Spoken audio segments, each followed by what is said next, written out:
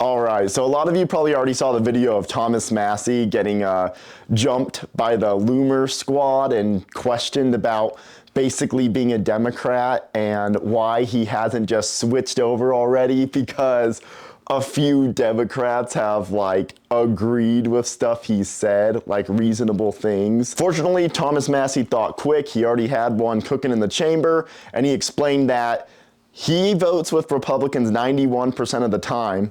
You know, obviously Republican. I mean, that's the party he should be on.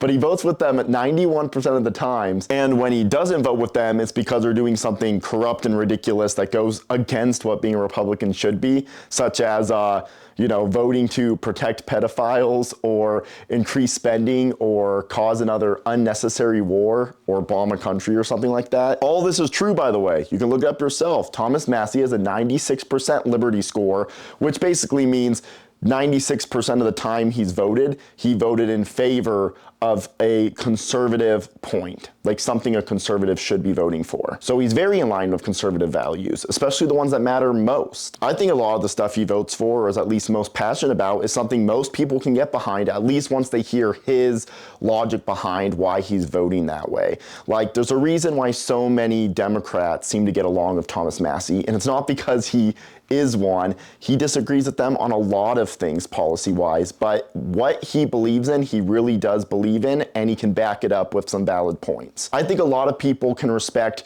just the having convictions and actually standing by what you believe and what you say and having a real reason for doing it. You know, it's not some foreign lobby plot or something like that, or some sort of way to line his own pockets. One of the funniest parts about this is the guy, I guess, Charles R. Downs, real name by the way, he didn't seem very confident about approaching him. He seemed kind of nervous. His voice cracks a bit. It seemed like he was almost like, oh, it's now or never. I bumped into Thomas Massie. Time to say this scripted question that his boss, probably Laura Loomer, probably told him to say.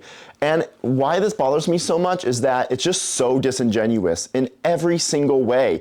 There is no way Laura Loomer doesn't know what she's doing. There is no way she doesn't know that Thomas Massie mostly votes in line with Republicans. There is no way she doesn't know that he has such a high rating score on things like the Liberty score. This is just someone who should know better, and she probably does. She definitely does. We all know what they're doing, right?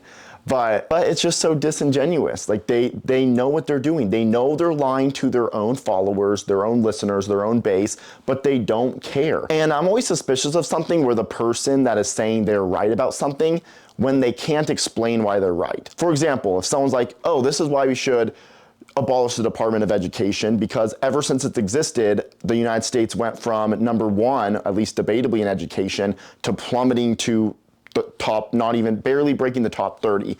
That's an argument. You can say it ended up being inefficient, spending a lot of money, and maybe this should go back to the states. Something like that, right? The problem is, for a lot of these things, a lot of these pro-establishment propaganda pieces, they can't even tell you why they're right. They will not. They can't debate it. They can't talk about it. They can't present facts. It's always just an attack on the other person, and that's a red flag. That's when you know they don't even believe what they're saying. They're getting paid to say it. Or if they're not getting paid by someone directly, they have something to benefit from it. Like, for instance, if somebody says, yeah, we should make it so a fast food restaurant can't have more than 15 employees, that's because they can function with less than 15 employees, and they want a restaurant that can't to suffer for that. It was really funny though, because Thomas Massie's delivery was like he was just waiting for it. Like, he looks a little mad, very understandably, but at the same time almost a little excited. Like, like I said, he just had it in the chamber and was ready to let it out. Very in line with other stuff he's been saying on the floor and in his tweets.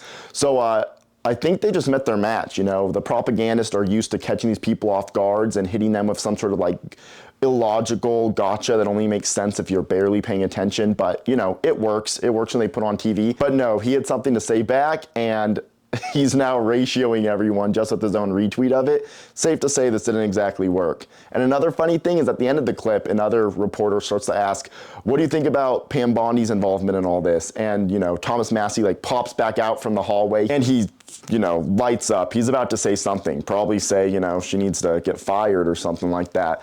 But they conveniently cut that part out of the video right at the end, even though he probably had something to say about it. Pretty funny, pretty interesting. That's about it. There's not too much to say about this one. It was just pretty funny and pretty interesting. I think this completely backfired on whatever Loomer and co were trying to do. Kind of just made Thomas Massie look even better, you know? He can fire back with some wit even when you try to catch him off guard.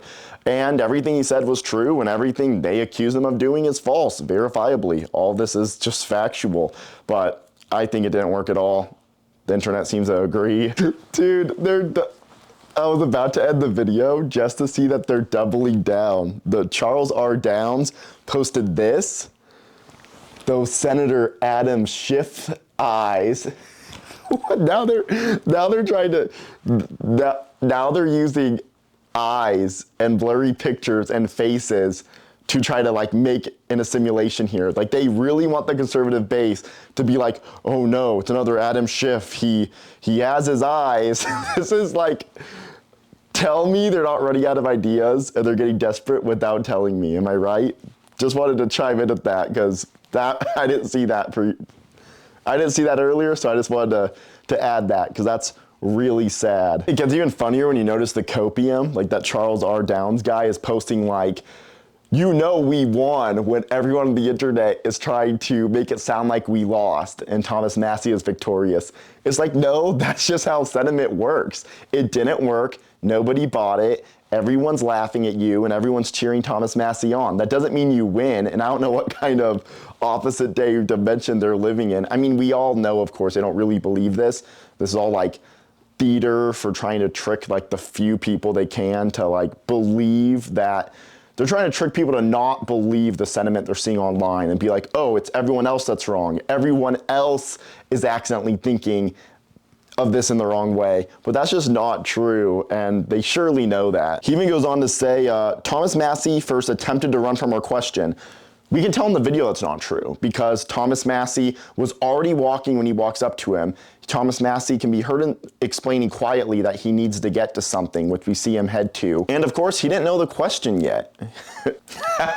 Yeah, he even says here, the rhino's eyes became Schiff-like, and Massie began ranting about a fake voting record. This is 100% verifiably true on like 6 different reputable websites. You can look up Thomas Massie's voting record, and he is always on the right side of history. And the one time he wasn't, as I detail in one of my X threads I've done before, the one time he doesn't, it's because he changed his vote to yes because we are supposed to see a spending decrease. He was lied to and in good faith trusted Mike Johnson and friends, but they ended up, you know, not doing that. So the one like stain on his record isn't even fair. You can't blame someone for being lied to, especially only once. You know, once it's the third time, you're just being gullible, but that's not how politics works. You will never get anywhere if you never try to bargain and never try to make a deal. And sometimes making a deal is the best you can do. So it's not really on you if someone else finds a loophole to deceive you. But that's about it. We'll see what they try next. I don't know what they're gonna do because they're throwing all the money at it, all the propaganda pieces against him. Nothing seems to be sticking for once, and that's great news. I think people are waking up more than ever. We want the facts, we want the sources. People just aren't gonna be tricked any longer. But what do you guys think? Let me know.